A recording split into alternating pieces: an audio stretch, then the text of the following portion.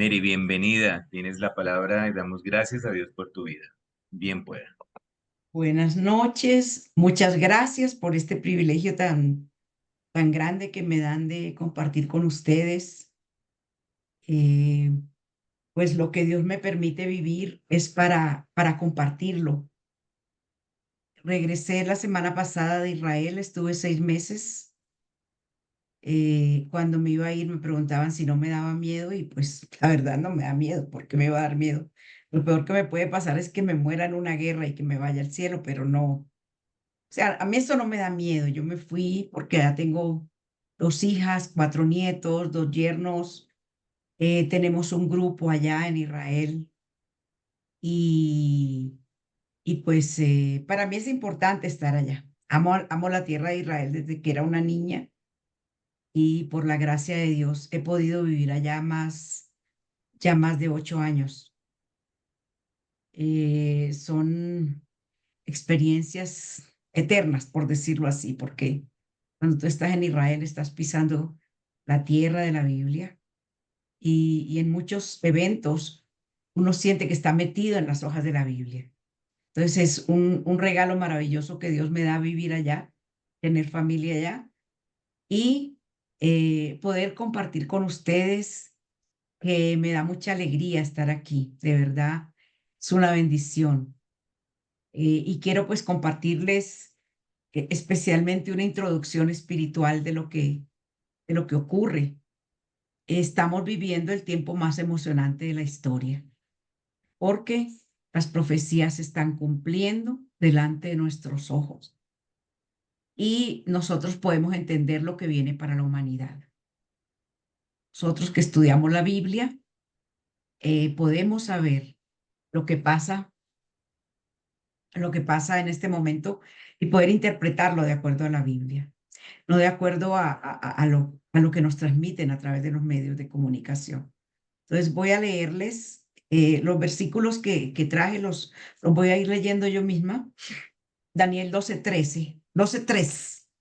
Los entendidos resplandecerán como el resplandor del firmamento, y los que enseñan la justicia a la multitud como las estrellas a perpetua eternidad.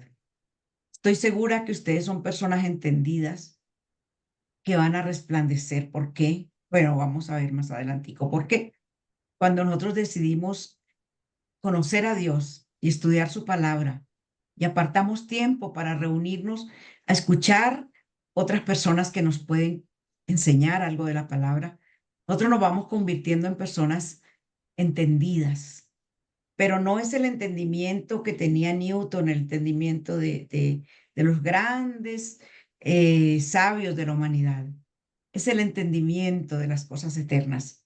Y en esto es lo que dice el profeta Daniel: resplandecerán como el resplandor del firmamento. O sea, nosotros conocer lo que dice la palabra de Dios nos da una luz impresionante. El mundo se está llenando de tinieblas de una manera impresionante, pero dice Isaías 61, 61 y 2, dice que el mundo será lleno de tinieblas, pero sobre nosotros amanecerá su luz. En Primero de Crónicas 12:32 dice: de los hijos de Isaacar, 200 principales, entendidos en los tiempos y que sabían lo que Israel debía hacer, cuyas órdenes seguían todos sus hermanos. En el pueblo de Israel, la tribu de Isaacar tenía un grupo de personas que eran entendidas en los tiempos. Y estoy segura que Dios está buscando en este momento personas entendidas en los tiempos, personas que puedan tener una interpretación correcta de la realidad. ¿Qué es lo que está sucediendo? Nosotros todos los días vemos a Israel en las noticias y todos los días lo vamos a ver. En el mundo ocurren cosas mucho más grandes y desastrosas que las que ocurren en Israel, pero Israel todos los días está en los noticieros. Pero eh, cada día los medios de comunicación a nivel mundial están en manos de gente muy mala, gente que se llama, porque es una élite que gobierna el mundo y ellos a través de esas noticias presentan lo que ellos quieren que el mundo crea, que lo malo es bueno y lo bueno es malo. Y todos los que son buenos los presentan como monstruos.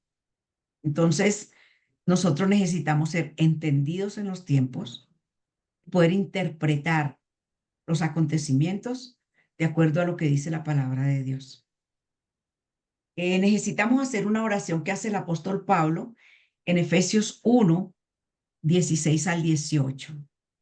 Dice, no ceso de dar gracias por vosotros, haciendo memoria de vosotros en mis oraciones, para que el Dios de nuestro Señor Jesucristo, el Padre de gloria, os dé espíritu de sabiduría y revelación en el conocimiento de Él, alumbrando los ojos de vuestro entendimiento, para que sepáis cuál es la esperanza a la que Él os ha llamado y cuáles las riquezas de la gloria de su herencia en los santos. Mi oración en esta noche por cada uno de ustedes es esta: que Dios les dé espíritu de sabiduría y revelación en el conocimiento de Él, alumbrando los ojos de su entendimiento. Hubo una historia en el Antiguo Testamento, en Segundo de Reyes 6, que el rey de Siria siempre estaba atacando a Israel. Y él dice, tenemos un espía en Israel, porque todo lo que yo voy a hacer, Israel ya lo sabe. Entonces le dijeron los sirios, no, es que allá hay un profeta que todo lo sabe y antes que tú lo proclames en tus aposentos, ya él lo sabe y se lo comunica al rey. Entonces ese rey mandó a matar a Israel, al profeta Eliseo, y rodeó la ciudad donde estaba. Cuando ellos se levantan, él tiene un siervo y cuando Giesi, que es el siervo, se levanta, le dice, ay señor, mira, estamos rodeados de ejércitos.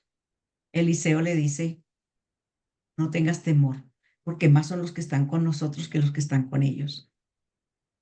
Y Eliseo hace una oración por su siervo y dice, Señor, ábrele los ojos para que vea. Inmediatamente los ojos espirituales de este siervo se abrieron y él vio que alrededor de ellos había carros de fuego con un ejército celestial que no permitía que los sirios se acercaran a ellos. Entonces, este pasaje es muy importante porque nosotros muchas veces no entendemos el acontecer diario y necesitamos orar, que Dios nos abra los ojos espirituales para poder comprender la realidad tal como Dios quiere que la entendamos. En Esdras 9:8, Esdras regresa de Babilonia cuando ellos están cautivos a Jerusalén con grandes bendiciones porque el rey le da todo lo que él necesita. Y cuando él llega dice lo siguiente, Esdras 9:8. Y ahora por un breve momento ha habido misericordia de parte de Jehová nuestro Dios, para hacer que nos quedase un remanente libre y para darnos un lugar seguro en su santuario, a fin de alumbrar nuestro Dios, nuestros ojos y darnos un poco de vida en nuestra servidumbre.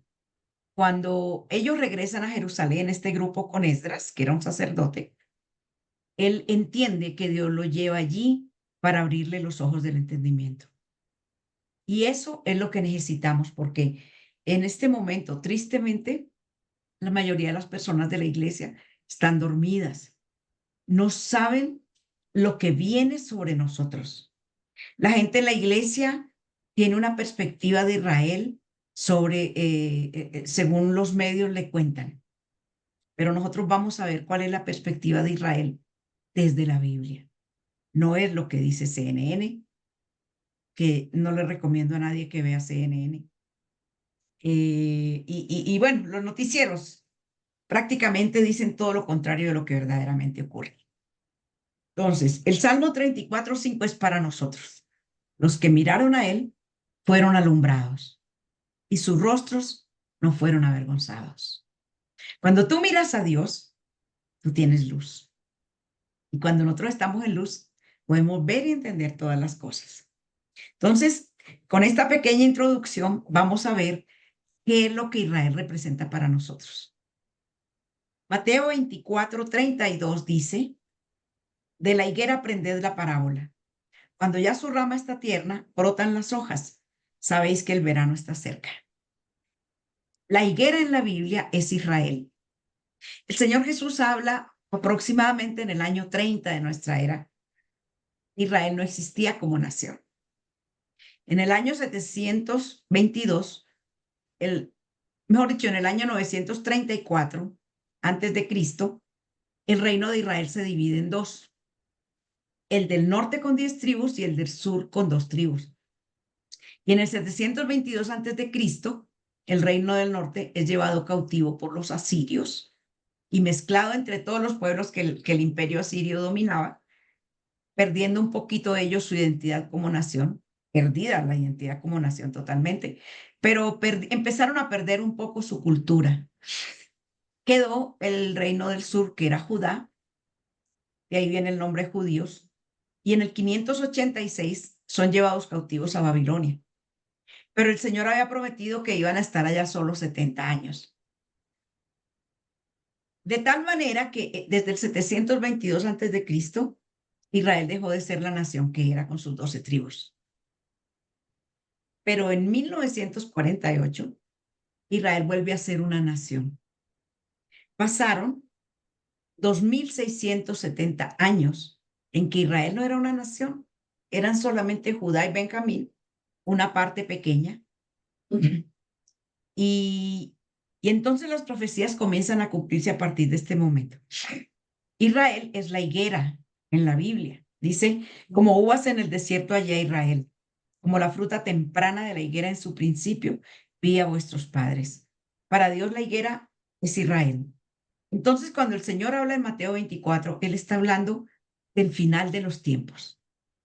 Y Él dice, miren la higuera, cuando ya sus ramas están tiernas, es porque el verano viene. La higuera, el pueblo judío, el pueblo de Israel, estuvo disperso, perseguido. Toda la vida hubo enemigos que los mataban, que no los, cuando estaban prósperos los dañaban. En la Segunda Guerra Mundial, pues todos saben, murieron 6 millones de ellos. Y empieza el Estado de Israel en 1948, pero el pueblo de Israel no ha recibido al Mesías, no ha entendido que el Señor Jesús era su Mesías. Pero aún así, el Señor trajo a este pueblo a ese territorio que siempre les perteneció. Ese territorio nunca los judíos lo robaron a nadie. Fue la tierra que por 4000 años Dios les dio en la Biblia. Inclusive ellos nunca habitaron todo lo que Dios les dio, que la tierra iba desde la India hasta Etiopía. Eso involucra una cantidad de naciones modernas, pero ellos se limitaron a esa pequeña franja del Mediterráneo, que mide 20 kilómetros cuadrados, 20.000 kilómetros cuadrados, perdón. Un terreno muy pequeño, pero que todo el tiempo es un fosforín, polvorín. En 1967 hay una guerra donde los judíos toman eh, la ciudad antigua de Jerusalén y allí llegan a un lugar donde estaba el templo. El templo era donde Dios se manifestaba al pueblo. Entonces, para ellos el templo era sagrado, era lo más grande y poderoso para ellos. Entonces, ellos lograron entrar hasta ese lugar donde estaba el templo y estaba solamente un muro, el muro occidental, no del templo, sino de la parte del frente del muro. Y allí el pueblo de Israel durante muchos años, desde el 67, oran. Precisamente ayer, hoy precisamente, es el día de Yom Kippur, que ya para ellos ya en este momento es casi domingo. Sí. Pero hubo millones, no, millones no, hubo más de 100.000 personas allí frente a ese muro, clamando al Señor por su nación. Y lo que más necesitan ellos es que sus ojos sean abiertos.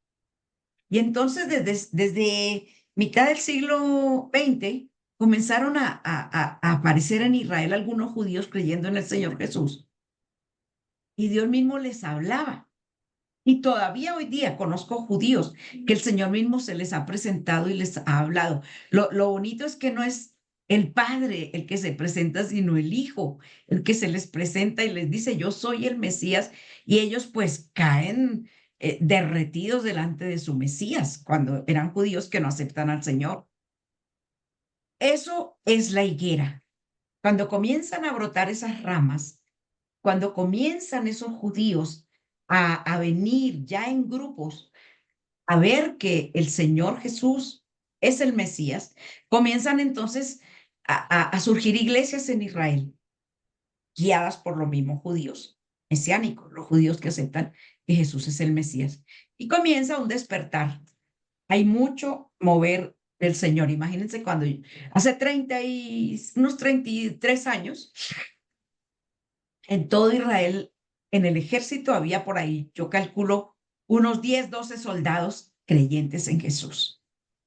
Y hace poquito vi un retiro de soldados mesiánicos de 600. O sea, la cantidad de judíos que están viniendo al Señor es grande. Y muchos son ganados por los jóvenes. Los jóvenes son los que más están evangelizando en las universidades, en los colegios, en el ejército. Esa es la higuera. O sea, cuando comienza el pueblo judío a despertar y a darse cuenta que su Mesías realmente era Jesús, es la señal que Jesús dice. Miren la higuera, esas ramas que están floreciendo, es la señal del tiempo del fin. Es más, en ese contexto dice el Señor, no pasará esta generación hasta que todo esto acontezca. Y hay muchos eventos que indican que estamos al final de los tiempos. En Ezequiel 37, 21 al 22, habla del recogimiento que Dios hace de su pueblo. Dice, y les dirás, así ha dicho el Señor, he aquí, yo tomo a los hijos de Israel de entre las naciones de las cuales fueron, y los recogeré de todas partes, y los traeré a su tierra. Y los haré una nación en la tierra, en los montes de Israel. Un rey será a todos ellos por rey, y nunca más serán dos naciones, ni nunca más serán divididos en dos reinos.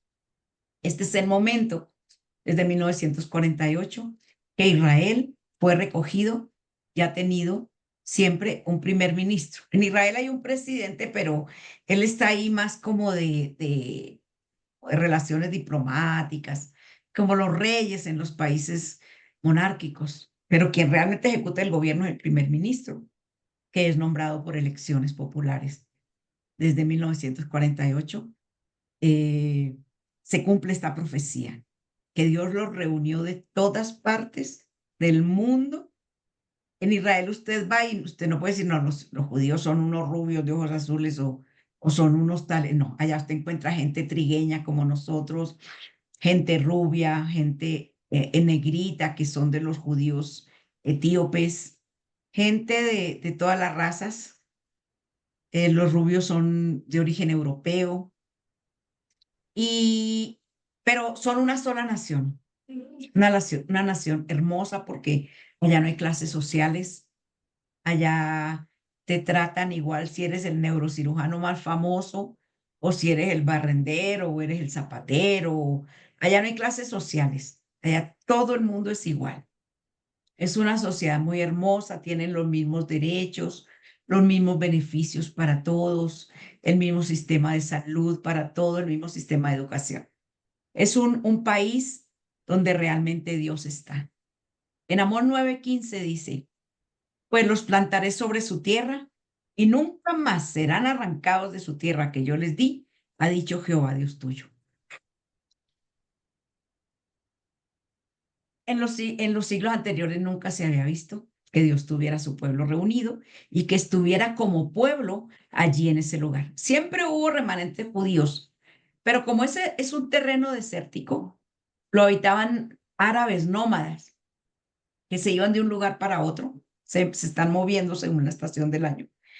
Y cuando comienzan los judíos a regresar a comienzos del siglo XX, encuentran pantanos llenos de malaria, muchos murieron de malaria, pero ellos drenaron esos pantanos, comenzaron a hacer cultivos, productos agrícolas, y, y han llegado a tal nivel de desarrollo que Dios les ha dado inteligencia, al punto de que en el desierto del Negev tienen bosques, cuando allá no hay agua, pero ellos tienen unos sistemas de riego espectaculares que hacen producir el desierto, cumpliendo profecías. siendo el Señor que el desierto dará ciprés y arrayán y bueno, muy hermoso lo que Dios ha hecho con esta nación. Ahora, desde 1776, en Alemania, un profesor llamado jesuita, un profesor llamado Adam Weishaupt, diseñó un nuevo orden mundial,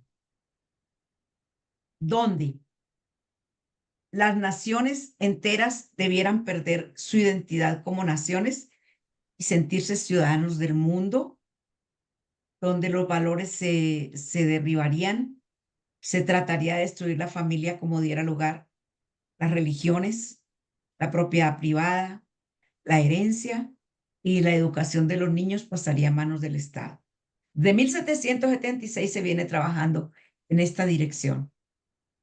Casualmente un día en internet, hace 20 años, yo encontré esto del nuevo orden mundial y me impresionó mucho porque desde ese tiempo, 1776, la humanidad hay unos grupos en la humanidad que están orientando al mundo hacia un gobierno mundial, hacia un líder mundial. Y me impresionó tremendamente hace 20 años porque la Biblia dice en Apocalipsis 13 que va a haber un líder global que va a abolir todas las religiones, solo va a permitir la religión satanista, que el sistema económico va a ser manejado por el Estado y a la gente le van a poner una marca donde si no tiene esa marca no puede comprar ni vender. La religión no puede, ninguna religión puede existir. Todo va a estar absolutamente controlado por el mundo a través de esa marca. Yo conocí al Señor hace 51 años y la tecnología hoy día nos presenta la forma tan sencilla como toda la humanidad va a ser controlada a través de la tecnología. Un chip puede ser, no sé, pero se tienen datos de todo el mundo, quién es, de dónde viene, bueno, todo es impresionante. Por ejemplo, a través de nuestros celulares nos monitorean. Nosotros podemos estar hablando de un tema y al cabo de unas horas nos comienzan a llegar propagandas o cosas sobre ese tema. El primer día que nos pasó, yo estaba con mi hijo y mi nuera y nos dio mucho miedo de eso que estaba pasando. Pensamos que era brujería, quién sabe qué, pero es la tecnología porque nos tienen fiscalizados. Entonces, a través de la tecnología se sabe quiénes somos nosotros. Sí. Entonces, la humanidad, y esto es lo más importante de lo que les quiero decir en esta noche, en este momento está viviendo una batalla espiritual que nunca le había tocado.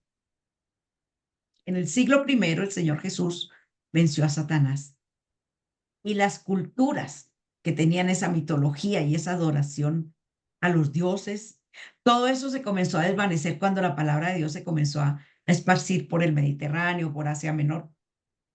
Y los demonios comenzaron como a disminuir su actividad y su poder. Pero desde mediados del siglo XX se comenzó intencionalmente, a través de esos grupos que vienen manejando desde el 776, a derribar muchas cosas, a derribar, por ejemplo, en 1968 en Roma se reunió un grupo, no en la Iglesia Católica, sino en la ciudad de Roma civil. Se reúnen 300 personas y crean el Club de Roma. Estados Unidos en ese momento era una gran potencia, enviaba misioneros a todo el mundo, era un país con bastante cultura cristiana y eso constituía una amenaza para Europa.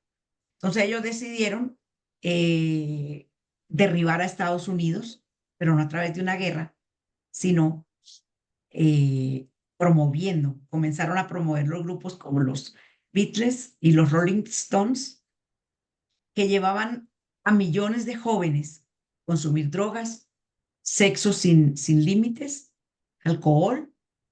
Organizaron un concierto en 1969 llamado Woodstock en New York. Fueron miles de jóvenes, muchos grupos rockeros de todo el mundo, y les daban el LSD, la heroína, la marihuana, todo lo que quisieran esos 3 días, esos muchachos salieron de ahí ¿Quiénes eran esos muchachos? Los contemporáneos míos. Entonces, comenzó en Estados Unidos una decadencia moral y espiritual. Entonces ya nos enviaban los misioneros como antes a predicar el evangelio. Y se ha llegado a tal nivel que en los colegios había unos devocionales todos los días antes de empezar las clases y eso lo quitaron. Y, y hace poco un presidente quiso que eso se volviera a implantar y, mejor dicho, lo presentaron como el monstruo de Estados Unidos. Eh, entonces, ese club sabía que Estados Unidos tenía influencia sobre muchas naciones. Entonces, esa decadencia moral y espiritual ha venido al mundo de una manera impresionante. Entonces, esta batalla espiritual que el mundo está librando no la perciben sino los entendidos. Y lo que está ocurriendo en el Medio Oriente es una batalla espiritual, porque estamos llegando al tiempo del fin. Y hay un enemigo de Dios y de la humanidad que se llama Satanás. Él sabe que le queda poco tiempo, entonces él desde 1776 ha venido tratando de trabajar con las élites del mundo, con los intelectuales, incluyendo a los marxistas, a los de la Ilustración, a personas intelectuales a nivel de todo el mundo, para sacar a Dios del panorama y llevar al mundo al gobierno con ese líder global. Entonces, Satanás tiene dos fuerzas en el mundo en este momento. Una es la élite global. Allí está un hombre llamado George Soros, que es un archimillonario. Está Bill Gates. Está el de Facebook. Está, bueno, mucha gente que mueve muchísimo dinero en el mundo. Klaus, Schwab, que creó el Foro Económico Mundial, que quieren hacer un reseteo para que la gente se quede sin nada y el lema de ellos es no tendrás nada y serás feliz. Tienen una agenda para el 2030 donde van a cambiar muchas cosas en el sistema económico, político y social de la humanidad y están trabajando sobre eso. Entonces esa élite defiende, por ejemplo, el tema de que hay mucha población en el mundo y que hay que destruirla a través de pandemias, a través de vacunas, a través de enfermedades, a través de guerras, a través de todo lo que implique destrucción de la humanidad. Esa élite es la que mueve y financia todo eso. Pero por otro lado, hay un grupo que es el Islam. El Islam tiene más de 1.200 millones de practicantes y el Islam es una religión satánica. Entonces, ¿esta religión qué hace?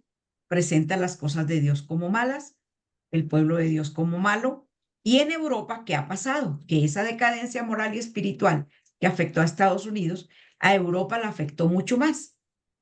¿Por qué? Se cerraron iglesias.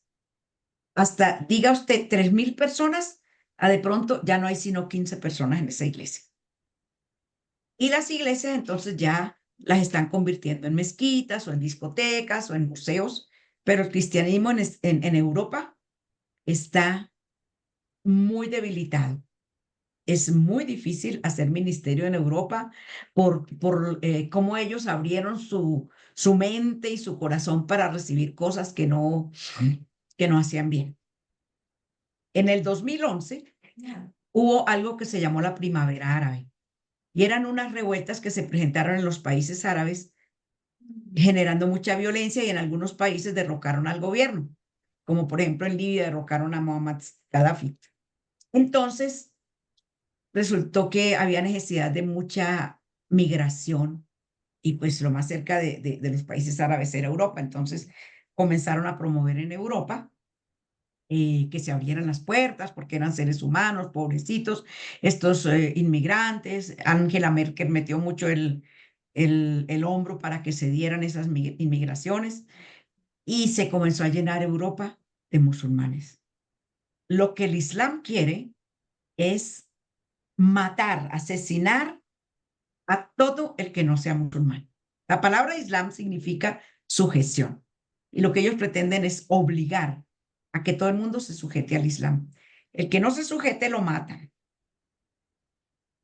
Y, y entonces están en Europa, hay países donde hay sectores donde ni la policía puede entrar porque está gobernada por musulmanes.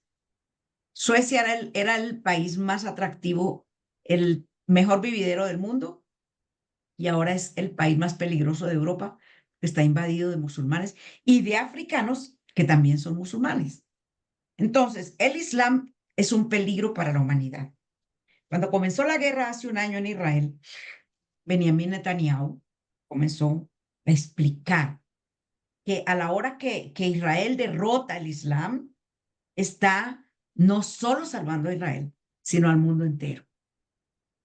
En Irán se promueve a través de los ayatolas todos los días que hay que destruir a Satán, que es Estados Unidos, y al Satán pequeño, que es Israel. Pero porque Estados Unidos representa, entre comillas, la cultura cristiana, e Israel representa el judaísmo, que son los dos pueblos que representan a Dios, los cuales Satanás quiere destruir.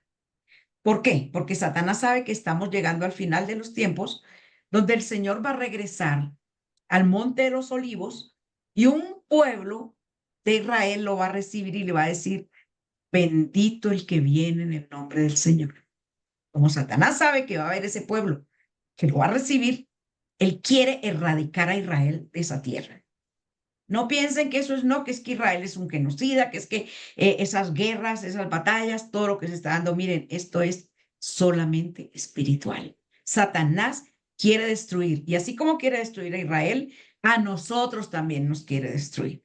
Miren, en los países musulmanes, usted no puede andar con una Biblia, usted simplemente lo mata, sobre todo en los fundamentalistas. Pero en los países cristianos, de cultura cristiana occidental, todos son bienvenidos, se les permite construir sus mezquitas, todo lo que quieran se les permite, pero ellos allá no permiten nada. Entonces, ¿qué es lo que viene en este momento? Entonces, que lo que les quiero enfatizar es que el verdadero y verdadero origen y único origen del conflicto que se vive hoy en Israel es espiritual. No crean que a los musulmanes y a los palestinos les interesa tener una tierra. Ellos no la quieren. Ellos quieren es destruir y acabar con ese pueblo, con esa nación. Acabar, una vez acabado Israel, ellos posicionarse de ese territorio que es, bueno, los que han ido a Israel, eso es una tierra deseable, espectacular, un país súper desarrollado, con un nivel de vida muy alto. Entonces, apoderarse de ese territorio y establecer allí algo que ellos llaman un califato mundial, desde donde ellos van a gobernar como musulmanes ellos esperan un Mesías que se llama el Mahdi y que es el que los va a librar de todas las naciones que no sean musulmanas. Entonces, este problema es espiritual. Hay que mirarlo desde esta perspectiva y es la única razón por la que esta guerra que hay se está dando. Ahora, esta guerra, ya para terminar, está escrita en Ezequiel 38 y 39. Se habla de una guerra de Gog y Magog, donde los actores, las naciones que van a participar, ya están en el escenario. Está Irán, que la Biblia la menciona como Persia. Está el norte de África, donde se menciona como Lut y Fut. Está el sur de Egipto y de Etiopía, que la Biblia lo llama Cus. Y está Togarma, que es Turquía. Dice que este líder que va a iniciar esa guerra está en el norte, en los confines del norte de Israel, y en los confines del norte de Israel está Rusia. No sabemos si es Putin o sea otro gobernante que llegue. Y dice que muchos otros pueblos contigo. Entonces, las naciones que menciona Ezequiel 38 ya están en escena. ¿Por qué? Porque son países musulmanes la mayoría. Y el presidente de Turquía, que es Erdogan, está muy interesado en ser el líder del califa, pues de ese califato que gobierne al mundo entero con el Islam desde Israel. Eh, la semana pasada Israel destruyó 2 bases militares rusas que había en Siria, perdón. Entonces, inmediatamente Putin llamó al presidente de Irán para conversar a ver qué van a hacer. Pero yo me pregunto, ¿y qué hace Rusia con las ñatas metidas en Siria con unos, unas bases militares llenas de armas para destruir a Israel? Entonces, el conflicto, pues, podríamos mirarlo desde muchos ángulos, pero el conflicto básicamente es un problema espiritual, porque estamos cerca, estamos viviendo el final de los tiempos. Hay señales muy fuertes como por ejemplo la inmoralidad, la maldad. Por ejemplo, hay ejércitos, hay naciones donde el ejército tiene que estar desarmado, maniatado, tiene que permitir que las guerrillas gobiernen, que entren y hagan lo que quieran. Y esto no es solo en Colombia, sino en muchos otros países. Los terroristas están metidos por todo el mundo. El Hezbollah, que es el grupo terrorista de Líbano, está regado por todas partes. Está por todas partes. Entonces, ellos están metidos en todo el mundo, obligando a la gente a que se convierta al Islam si no la matan. Entonces, estamos cerca de esta guerra de Gog y Magog. Ahora que yo estaba en Israel estos 6 meses, yo veía muy enredado el tema, como muy enredado, como si fuera un saco lleno de anzuelos, enredados. Pero mirando la Biblia, en Ezequiel 38 dice que Israel va a estar en paz. Cuando empiece la guerra de Gog y Magog, Israel va a estar en paz. Entonces, ¿eso qué quiere decir? Que tiene que surgir alguien que venga y haga acuerdos de paz. Ustedes recuerdan el pacto de Abraham que lo estaba haciendo Donald Trump con Benjamin Netanyahu, haciendo acuerdos de paz con varios países árabes del Medio Oriente. Y se lograron hacer varios acuerdos de paz. ¿Por qué? Porque esos países saben que Irán es un peligro para ellos, siendo aún musulmanes. Es un peligro para ellos y que a ellos les conviene más ser amigos de Israel contra Irán que ser amigos de Irán contra Israel.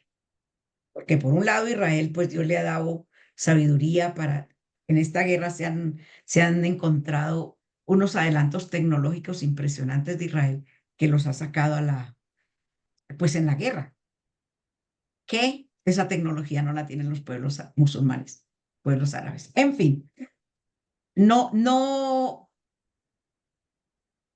no tendríamos que detenernos en el tema de la guerra.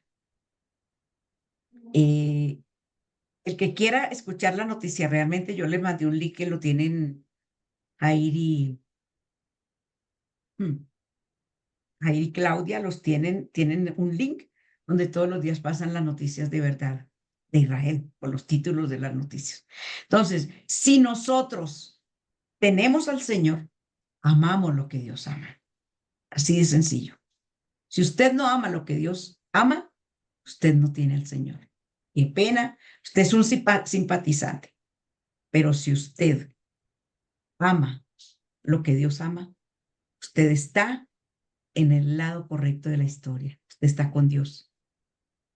Usted está con Dios. Y lo que necesitamos pedirle es que nos abra el entendimiento, que nos abra los ojos espirituales, que podamos entender el momento tan crucial que estamos viviendo, el peligro en que se hallan nuestros hijos y nuestros nietos con esas leyes diabólicas que están aprobando, con esas cosas que quieren imponer sobre la economía, cómo están devastando la economía en muchas naciones. Cosas, por ejemplo, si aquí hay algún joven que se sienta aludido, me perdona, pero los jóvenes de hoy día ni se quieren casar ni quieren tener hijos, prefieren tener un perro. En Israel es todo lo contrario. Mi hija menor tiene 4 hijos y tiene amigas que tienen hasta 9 hijos. De la edad de ella, ella tiene 42 años. Muchachas con 10 hijos, con 9 hijos. Hay familias, incluso ya dentro de los más religiosos, que tienen hasta 20 hijos. del mismo hombre y la misma mujer, o sea, de la pareja, porque ya la familia es bastante sólida. ¿Eso a dónde nos lleva? A no amar lo que Dios ama. Dios ama a la familia, Dios ama a los niños.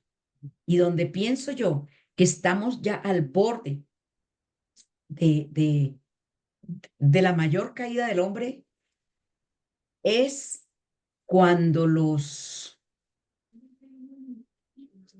niños están siendo vulnerados, donde hay una guerra contra los niños, porque Satanás odia a los niños. Dios ama a los niños. Entonces, si ustedes se pusieran al lado de Dios, les dolería lo que a Dios le duele, que le toquen a los niños. Estamos viviendo un tiempo muy interesante y yo espero mucho en el nombre del Señor que los dejen quietos esta noche, entendiendo que necesitamos ojos despiertos, ojos abiertos, entendimiento abierto, que la luz del Señor se refleje en nuestra vida y que nos preparemos, porque muy poco tiempo nos queda sobre este planeta. Que el Señor les bendiga.